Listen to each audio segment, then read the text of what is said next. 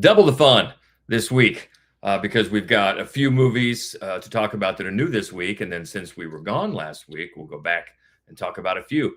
But welcome. This is the Screening Room Podcast, and she is Hope Madden. He's George Wolf. And we are from MaddWolf.com. And why were we gone last week? We were in Austin, Texas for the Austin Revolution Film Festival, and it was a blast. They do a great job, as always, Jim and the gang. And we were so lucky because we won some belt buckles. We won Directing Duo of the Year. We did.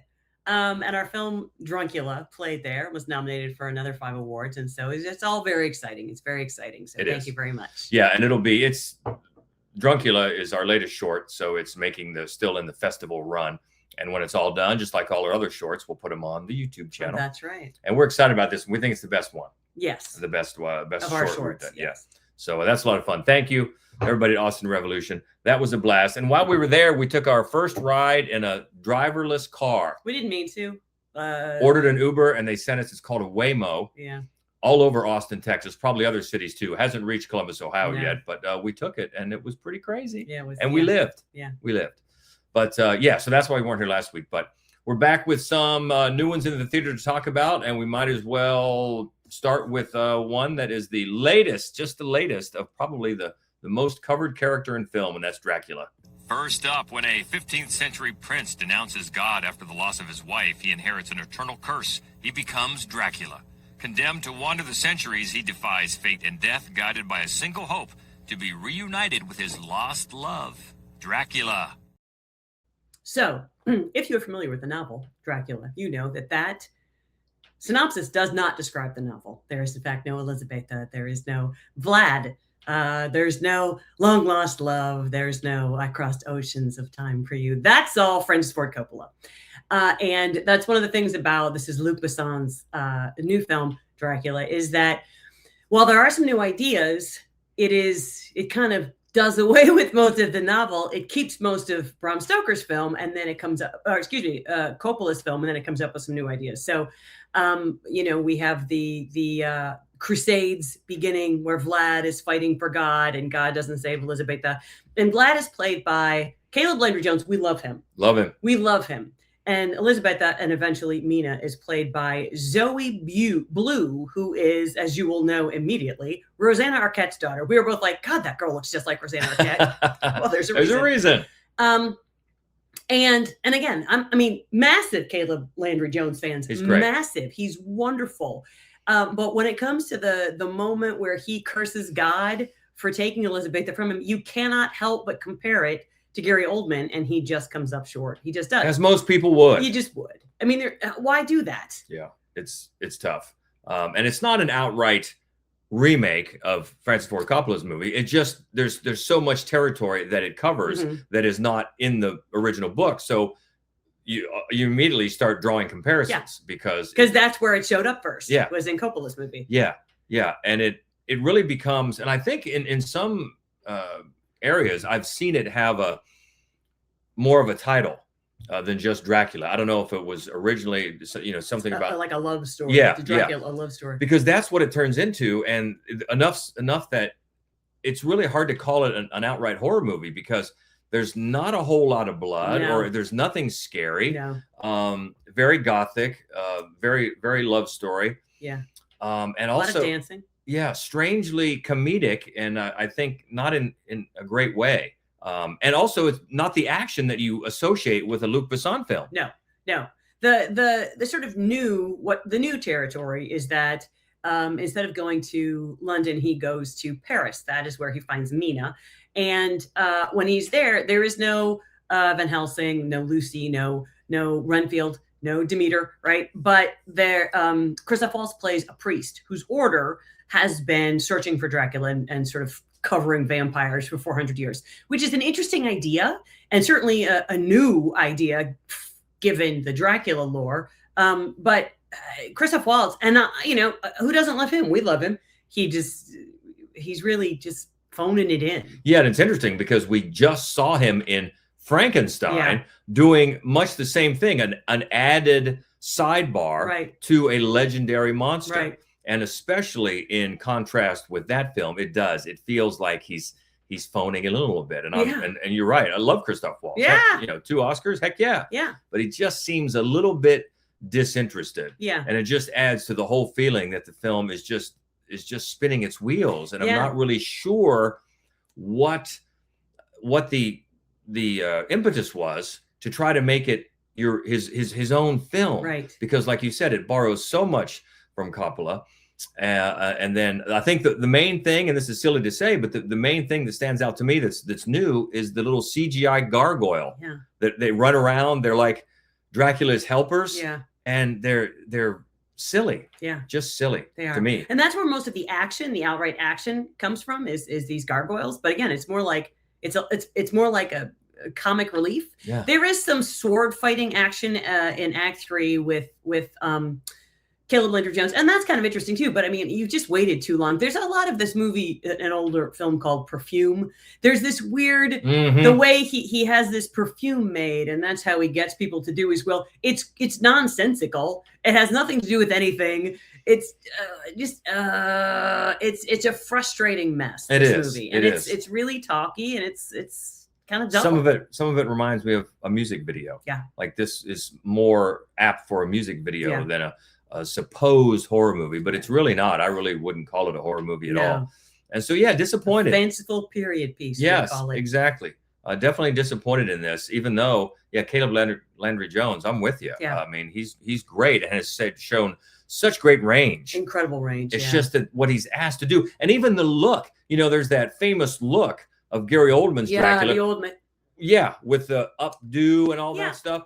That the look is pretty similar. Yeah, I don't think Besson is hiding the fact that I hope not. Yeah, because if he is, he's doing a poor job of it. A lot of the score borrows from it pretty evidently. I mean, I think he's being, especially once they have Vlad, when Harker shows up at his castle, the way they have Vlad dressed, you're like, clearly. Oh, this is an ode, let's say, to Coppola's version, but very much so.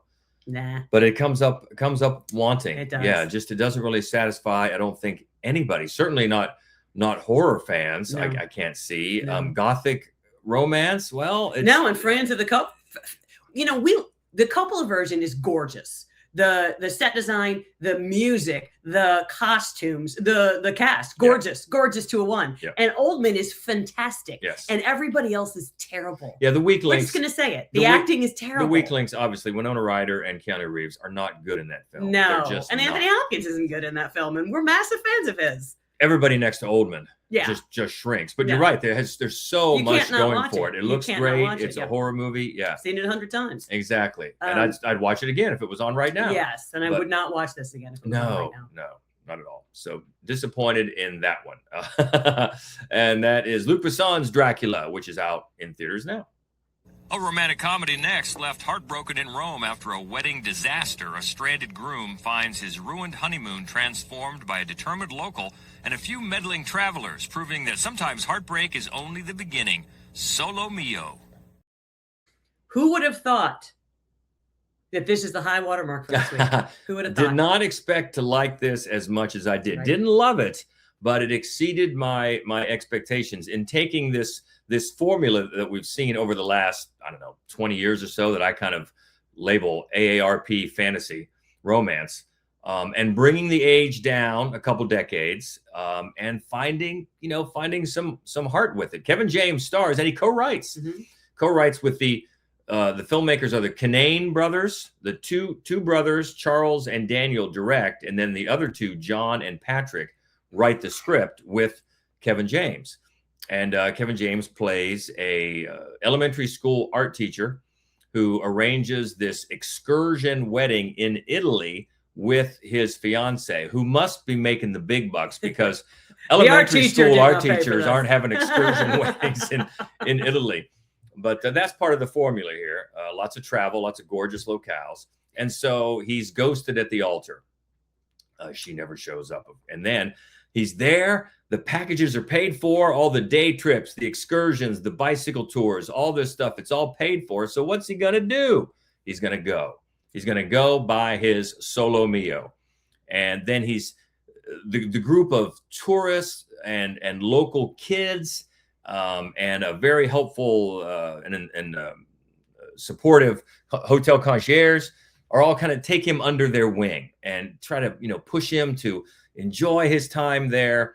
And a couple of there's two couples that are in the tour group, and one couple is played by Kim Coates, who's really nicely against type. Yeah. He's normally the tough guy, of course, the biker, Sons of Anarchy, all that stuff. He's silly funny in this, and his wife is Allison Hannigan, and they've gotten married and divorced and married again like 3 times. So they're on, and they're funny. They're funny. And then he meets local cafe owner Gia, played by Nicole Grimaudo, and she's lovely. And then they spend, of course, a little more time together. Before you know it, she's his +1 on these excursions around the beautiful Italy, on all the landscapes. And he starts to maybe forget his fiance. It's only been a few days, though. And so you know where it's going. Yeah. And it's sweet, and it follows this formula, because we've seen it over the last few years. It's usually Jane Fonda, Lily Tomlin, Sally Fields in there, and Mary Steenburgen, and then maybe you've got your Michael Douglas or your Andy Garcia, Morgan Freeman, and it's all the same thing. They don't have to worry about jobs or money. Right. They're in some European, usually locale. It's gorgeous. Yep. They get thrown together and find the spark to find love again in their later years. Well, they drop. Kevin James is 60, so they drop the age a couple of decades, but it's the same thing. Yep. And then it makes its way to a twist at the end that is, it's almost Sparks worthy, but those Nicholas Sparks twists are so shameless, where someone has a body part that's been donated by the old lover. Yeah. It's not that. No. Thank goodness. No. But it's getting there. But it was sweet and heartfelt, and it actually seemed plausible, as opposed to the Nicholas Sparks worthy twist. This one seemed plausible. And let's face it, Kevin James has this lovable, sad sack down cold, he does. and he's very likable in it. And there's some nice, amusing moments. So yes, I didn't expect to like it this much. And if you're not in the mood for a Dracula love story and just the old type of formulaic romantic comedy that you know where it's going, but you're going to have fun getting there, here you go. This is it. This is the one for this week, and it is Solo Mio, and it's in theaters now. And in theaters, in the series' most brutal chapter, Maya collides with the masked killers and finds the only way out of the nightmare is in. The Strangers, Chapter 3. Here's one I didn't expect to like, and I didn't. I didn't like it. I mean, it just every one of these has reminded us of how good the first one is. Yeah. Why they decided, well, we've got to make a trilogy out of that. I don't know.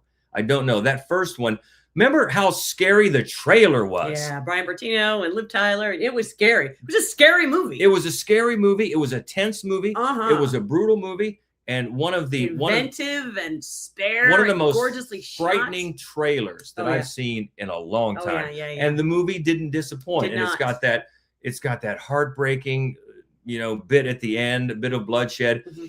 And you didn't know anything about these 3 killers. Yep. And that made it even more terrifying. Yep. And so what are you going to do in a trilogy but dive into the 3 killers? And of course, there's one in between. There's The Prey at Night. Right, which has nothing to do with this trilogy. No.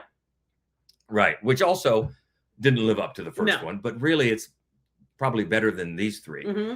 And Rennie Harlan has been at the helm of all 3 of these. So this one does pick up. If you saw the second one, it picks up right where the second one left off, after a brief flashback at the beginning. There's a brief flashback, goes back a little bit space of time in the beginning, and then later on in the movie there's a bigger flashback that goes back much farther. And so why are you flashing back? Because we're going to find out about Dollface and Scarecrow and Pinup Girl, how this all started, what's the motivation and all that, which they can take this creepiness out of it. It does, because then we have to find out what led to this, how they've been getting away with it for all this time. And it doesn't really pass the internal logic much, but you're waiting for the kills, and they come. There's hatchets and there's knives and even a gun, and you get the obligatory dragging the hatchet along the concrete.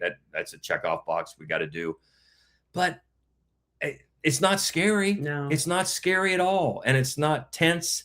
And the backstory that you get from these characters, not really satisfying. I suppose there's a bit of a twist involved when you finally find out all about them, but it's not enough to make it satisfying or earned, I think. Yeah. And it's just more wanton bloodshed that I know there's an audience for that. There is. I don't find it satisfying at all. No, I mean, one of the things that was great about the first movie felt brutal. Yeah.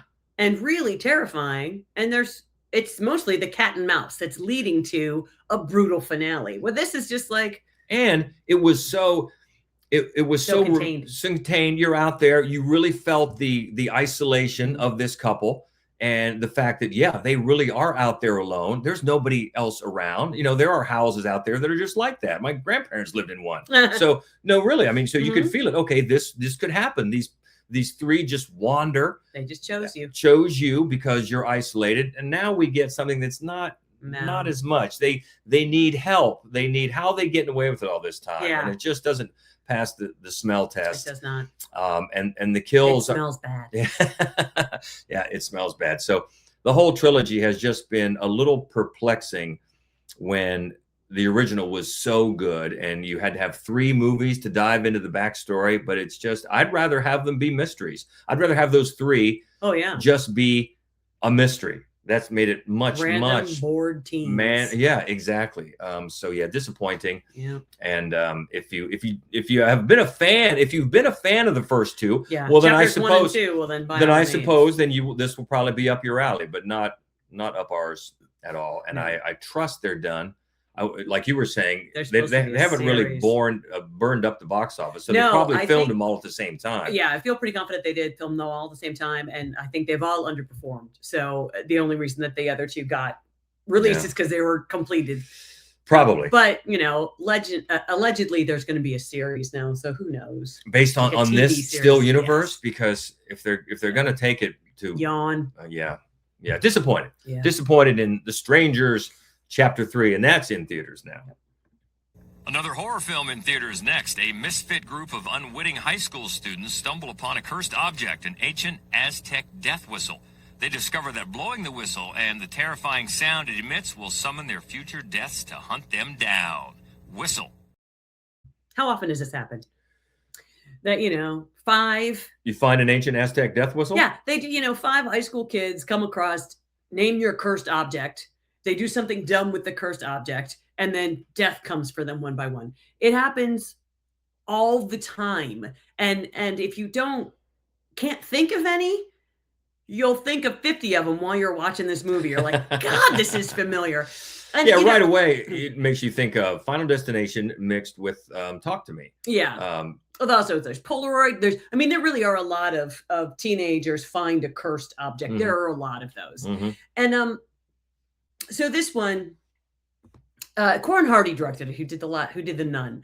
And even if you didn't like The Nun, and we didn't like The Nun, there was some at least visual flair. It had its moment, yeah. It did. This does not. Had its moments. This does not. Daphne Keane from Logan, right? She's growed up. She's a growed up. So she plays a teenager who just started at her cousin's school. She has a troubling backstory, and some asshole jocks are 100% caricature high school jocks who are mean to her immediately. And because somebody gave her the locker of their recently deceased basketball captain. And apparently nobody cleaned out the locker. And in it, what? It's an ancient Aztec death whistle. What? So, somebody blows the whistle, and then everybody gets detention. And then this group of people so there's the former junkie that nobody knows and everybody doesn't like immediately. There's her cousin, who's like a comic book nerd. Then there's the really cute girl who doesn't seem to belong to any clique that Daphne Keane has a crush on. And then there's the super popular girl. And then there's her terrible basketball playing boyfriend. So 5 people who would never spend any time together for any reason immediately become, they're all, I'm just going to call him up. I'm texting this person. You guys don't even know each other. It's totally ridiculous. They all end up at hot tub party together, just the 5 of them. Stupid. Just so many things, you know, and then, let's go. Let's find out who had this Aztec whistle last. Let's go there. They'll know what to do. And they, of course, have all of this mysterious sleuthing that they've done over the years, and they know the whole curse. And it's so predictable. It's Jinkies. Just stupid.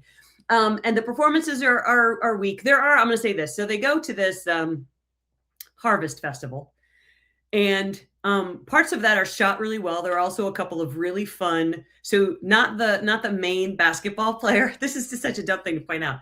But his extra dumb friend who doesn't die and isn't involved, he's just a dumb basketball player. He's dressed like Teen Wolf. That was funny. Yeah. That was a funny costume. That was it. That was the enjoyable moment in this movie. Yeah, doesn't look, because I was mildly intrigued, I guess. I mean, as much as we love Talk to Me. Yeah. I mean, that brought it. Yeah. Nick Frost ridiculous. Plays a teacher. I thought, okay, I'll watch Nick Frost. That's fun. No. So, boy, we've got 2.5 horror movies this week, and Kevin James comes out the winner. I know, man. In his romantic comedy. So, but it's Super Bowl weekend, so nobody's putting any movies out. That is true. Don't say it. We're gonna get sued. That's right.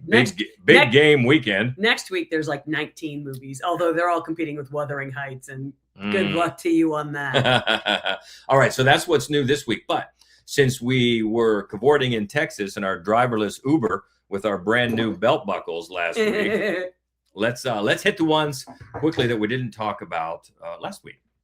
And the first of those we missed last week, an employee and her insufferable boss become stranded on a deserted island, the only survivors of a plane crash. Here, they must overcome past grievances and work together to make it out alive. Send help. Well, first of all, I get the feeling this is doing well. It is, and that makes me happy. I'm glad, because it is fun. You know, Sam Raimi coming back to horror, and you've got two good. It's mainly a 2-person show. Yeah. You know, Rachel McAdams, always good, and Dylan O'Brien, who's great at being this douchebag. We had fun with it. Yeah. The only curious thing that I found was that it's, you know, they keep talking about it's his first original film. It really, I know he didn't write it, but it really borrows some ideas. And I know films and filmmakers borrow from people all the time. I think this one really, well, first of all, as soon as I saw the from an Oscar nominee from 2 years ago, as soon as I saw the trailer, I thought, that premise is right out of Triangle of Sadness. Mm-hmm. Not the whole film, but the one chapter of it. If you've seen Triangle of Sadness, you know that the premise was pretty much okay, fine. But then, as it gets into it, it takes 2 pivotal plot points, especially the twist, which we're not going to give away, directly from 2 other movies. So I thought, wow, okay, that's a lot of borrowing. Mm-hmm. But that being said, I had fun with it. Yeah, the performances are fun. It's a fantasy come to life where you get to just torture your jerk boss. Who cannot relate to that? Right, and Rachel McAdams is a lot of fun. Excuse me. She's been fighting off the cruds this weekend. This week and losing. And you know, Sam Raimi. There are a couple. It's funny. It's being considered a horror movie again. It's not. It's kind of a gross out comedy more than anything. There's not like a ton of super viscous moments, but when it comes, you're like, that's a Sam Raimi movie right there. There's some blood splatter and body fluids. There's some body fluids happening. Yeah. But it's funny and it's fun, and McAdams seems like she's having a blast. Yeah. And I don't think it's one of those that you're probably not going to remember it years from now, but while you're watching it, it's fun. It is fun, and I'm glad it's going over well and getting a good word of mouth and all that. So that's good. Yeah. Send Help continues to be in the theaters now. Next, Jason Statham is back. A recluse on a remote Scottish island rescues a girl from the sea, unleashing a perilous sequence of events that culminate in an attack on his home, compelling him to face his turbulent history. Shelter. It's funny. We got a comment, I think maybe on Instagram. They said, I think it was on YouTube. Was we were right. So you called it. Yeah. It was a Gerard Butler in January and Jason Statham in February. Technically, it was a week early. But... Technically, this one came out in January, but Yeah, and it's Jason Statham, and as I pointed out on, I think, TikTok, and a lot of people said, well, you're right, but we love it. Right. It's the same Jason Statham formula. I mean, you can set your watch to it. His character here is a former member of some secret black ops off the books assassin group. He's had to go underground, and then because something happened and he couldn't morally he broke a code, he broke a rule, and so now you've got the oily old head of the organization after him, and he's going to pull out all the stops and send his best henchman. This time, played by Bill Nighy, which is great. Always great. Bill Nighy. That's amazing. Love that. Yeah, and this time his character, Statham's character, has been hiding out in the Scottish Isles in this lighthouse. And this man, a former buddy from Statham's time in the Royal Marines, the man and his daughter have been bringing supplies. Well, there's a big storm and the daughter is drowning, and Statham leaves the lighthouse and rescues her. And that sets in motion a big chain of events where all these spy camera surveillances that are everywhere pick him up, pick his face up, and then boom, they know where he is and they're coming. And they want the girl too.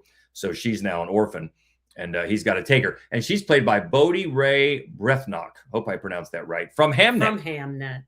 And they're good together. I mean, they have a good chemistry for this very, pigeonholed type of character.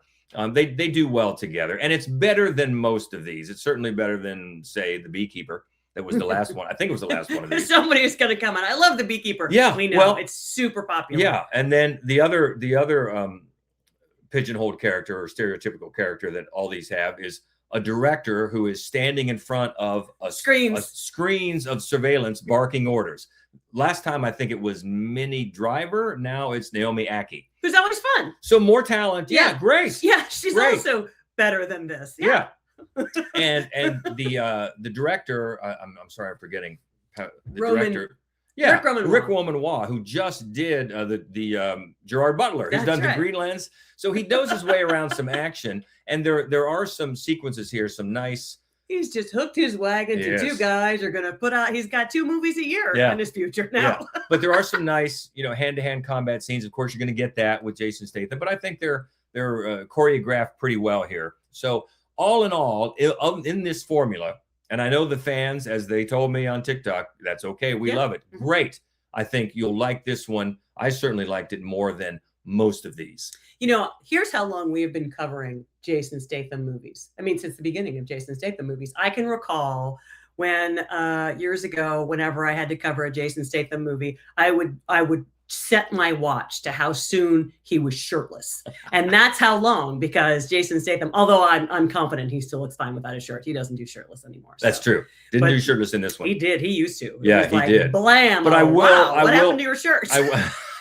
Boom. That's right. I will say the weather, though, in this one makes it hard. It'd be harder to find a reason. He's got to warm up. It's been a while. But he's still busting ass with the bad guys. And if that's the formula you love, just like the Kevin James formula, then here you go. That's right. This one does it better than most, and that is Shelter in theaters. Oscar nominee next. In 2075, a girl witnesses a mysterious boy in a rainbow suit fall from the sky. He comes from an idyllic far future where time travel is possible. She shelters him and will do whatever it takes to help him return to his time. It's Arco. Oscar nominee. It is. Oscar nominee. We will say not a great year for animated films for nominees, but there are some good ones at the top, and this is one certainly. Yeah, this is it's a hand-drawn animated movie from France, and it's nutty, it's weird, and at the same time it's got this incredible throwback vibe of all the sort of 70s and 80s great family films where a kid, they're just really impetuous and they're doing what clearly is going to get a kid killed, but they can't wait because he wants to see dinosaurs. That's Arco. And his older sister and his parents have this rainbow suit, and they use these rainbow suits to travel in time to collect spores and things like that to bring back to their time to continue to grow this sort of utopian gardens and to basically keep the planet alive. and he cannot wait until he's old enough. You're not allowed to have one until you're 12. And he wants to see dinosaurs. So he puts on the thing and nearly dies. And he lands like in 2075. And he breaks part of the suit and he can't figure out how to get home. And he's discovered by a little girl in 2075 who lives with her robot caregiver and her infant brother, because her parents work in the city and they're never home during the week and they're rarely ever home. And then there are these 3 goofballs with bowl cuts and rainbow glasses who are sure they saw a time traveler with a rainbow suit when they were kids, and nobody believed them, so they've been trying to find him for years. And that's like the cast of characters. And, you know, you think that the people with the bowl cuts are bad because they're trying to get to them, but they're really just dumb, but they're well-meaning. I mean, it's got that kind of a hijinks ensues sort of a situation. It's delightful. It's dear. But I think the thing that is the most interesting thing about this movie, the world 2075 is literally on fire. The whole world around this little girl, it's on fire.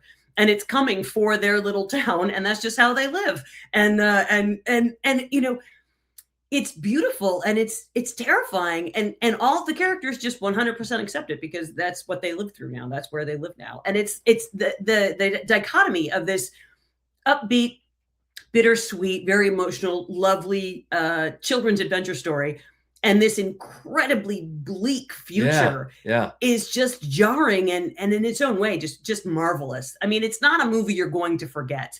I you know, honestly, I would like to see it win the Oscar. I think it's going to be either this or Little Emily. I think, but I think this has a pretty good shot. Yeah, a pretty good shot.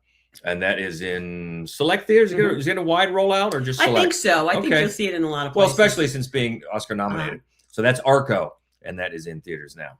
And one more on Prime. As a last-ditch attempt to save his failing marriage, an actor stages a home invasion during a romantic getaway weekend. It's Untitled Home Invasion Romance. This is Jason Biggs' directorial debut. Yeah. And I have to admit that I didn't have high expectations for this movie. And it's fascinating. So Jason Biggs plays just Jason Biggs, right? He's like this just lovable dork. And he married quickly and married up. He's an actor, but he mostly does commercials, and he mainly does Mr. Softy commercials, which if you're trying to get with your lover and it's not working, he just pops up into your bed, Mr. Softy, and he's telling you about an ED medicine that you can be taking. So he's just a big old loser. And his wife is gorgeous and brilliant, and she has this great career, and she's from a lot of money. And they've been separated for a year because it's just not working out. And he's desperate to get her back. So he has convinced his actor friend to break in to their romantic getaway. Like they're going to try to get back together after the separation so that he can prove himself to be a hero. And it's such a dumb premise, and it's such a like 1990s premise that it's perfect for Jason Biggs. And what winds up happening is it doesn't work out. And then it's a comedy. The film is a comedy. The comedy is so dark. So many really just nice people die in this movie. And then you're like, oh, that's too bad that person's dead. Like, I wonder what's going to happen next. And the way that it evolves, and the really sort of bright, smiley characters and the mean undertow. I know it's been compared to things, to certain sort of really dark comedy, but it doesn't have this cynical edge at all. It's basically, and it's quite delightfully feminist, this movie, which is like, she liked you because you're not that guy. Quit trying to be that guy and understand that she actually maybe is a pretty bad person. So I laughed a lot. It's a very sly film, and a lot better than I expected it to be. And it is streaming now. And the writers are Joshua Paul Johnson and Jamie Napoli. But yeah, Jason Biggs is a directorial debut, and that's a winner. And that's called Untitled Home Invasion Romance. That's right. And it's streaming now on Prime. That's right. You can check that one out. All right. Well, you talked about the busy week next week, and led by, Wuthering Heights. That is Margot Robbie Mhm. and Jacob Elordi. Got Mhm. a lot of buzz. Yeah, So we shall see. It's Emerald Fennell. who Right. Did write Saltburn and Promising Young Woman. So Which makes me interested to see it. Yes, interested to see it because Mhm. obviously it's based on a classic work of literature. Mhm. So is she going to stick close to the source material? I'm guessing not. Right. I'm guessing we're going to see some deviation, which Yeah. could make it exciting. Yeah. So that's next week. Also, Good Luck, Have Fun, Don't Die, which is a pretty fun. Gore Verbinski returns with Sam Rockwell, always fun. So that was a good time. Also, a new animated film, basketball, called GOAT. And then a Who's More Attractive Than Whom? It's an espionage thriller called Crime 101. Right, Chris Hemsworth and Halle Berry. Mhm. This has us written all over it. Also, one called Jimpa. New with Olivia Colman. Oh, love it. A new horror movie called Honey Bunch Misdirection is also out. with Grillo. Grillo That's alert. right, it's a I'm Grillo all alert. over that. Yep. Another horror movie, Sweetness. And the movie from a friend of ours, Jeremiah Kipp. director Jeremiah Kipp, called The Mortuary Assistant. Mhm. So looking forward to that one too. So yeah, you're right. There's a bunch next week. There so are. We'll talk about those. But what about this week? Maybe you love the Strangers trilogy. Well, we can talk about that. That's great. Or Jason Statham in February. Now that it is February, keep the conversation going anytime. Easy to find us. MaddWolf Columbus on all the socials. MaddWolf.com is the main website. Lots of ways to keep in touch. And yeah, love those comments. Sometimes I forget exactly which platform they came from, but I always remember them. So keep in touch. Have a great week. If you're anywhere in the Midwest around where we are, get away from that snow. I mean, it's going to thaw out one of these days. I don't know when, but we got dumped on again. Yeah. So if you're watching the big game, enjoy that. And we'll talk next week. Until then, she is Hope Madden. He's George Wolf. And this is the Screening Room Podcast with our brand new belt buckles. See ya. I do wish we could chat longer, but I'm having an old friend for dinner. Bye.